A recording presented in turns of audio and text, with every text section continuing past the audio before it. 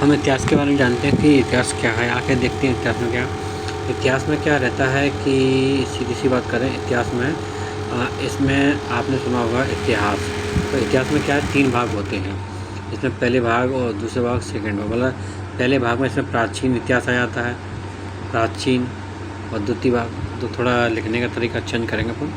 तो देखो, इतिहास में 3 भाग होते हैं, तो 3 भागों पर इसमें एक काम करेंगे, इतिहास यहाँ लिख देते हैं, हिस्ट्री इंग्लिश में हिस्ट्री लिख देते हैं। थोड़ा शॉर्ट में लिखेंगे क्योंकि इसमें पूरा नहीं आएगा, तो कोई दिक्कत नहीं है। इसके 3 भाग होते हैं, तो 3 हम डंडे खींच लेंगे, पहला, दूसरा, तीसरा।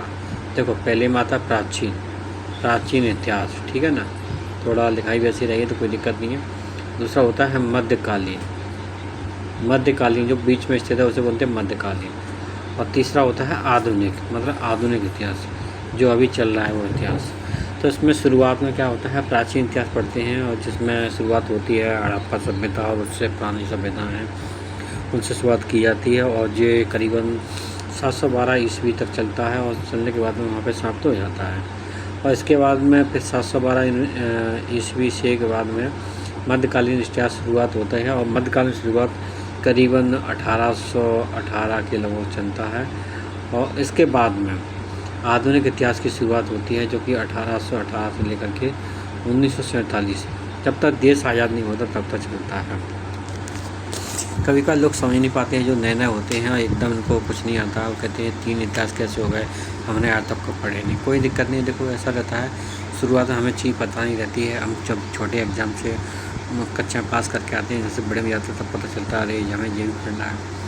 ऐसे मानो कि हमने बचपन में सोचते थे कक्षा 5 कर लेंगे तो फिर कोई दिक्कत नहीं है, फिर कक्षा 8 5 भी कर लेते, फिर बताओ उसके बाद 10वीं कर ली, फिर 12वीं कर ली। अब 12वीं के बाद कहते हैं अरे हम तो शेर हो गए, लेकिन पता चलता है कि आगे कॉलेज लाइफ है, वो तो सबसे ज़्यादा और टिपिकल है। फिर उसके बाद भी आती है भैया जॉब के लिए, और ही ज़्यादा स्ट्रगल है। तो इसी प्रकार के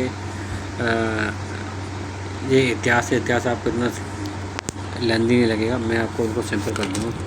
तो इसमें शुरुआत में हम हड़प्पा सभ्यता पढ़ेंगे, और इसके अलावा हड़प्पा सभ्यता के अलावा इसमें जैन धर्म, बौद्ध, जो भी उत्तर भारत और दक्षिण भारत में जो राज रहे थे उनके बारे में हम देखेंगे।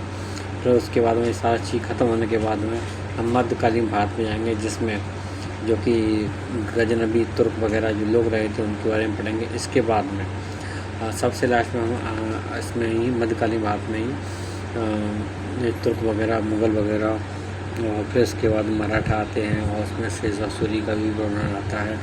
और फिर लास्ट में पेशवा रहते हैं। पेशवा के बाद में ये पेशवा इधर मध्यकालीन इतिहास में भी और आधुनिक इतिहास का, मध्यकालीन इतिहास का एंड बताते हैं, और मध्यकालीन जो आधुनिक इतिहास है उसकी शुरुआत बताते हैं।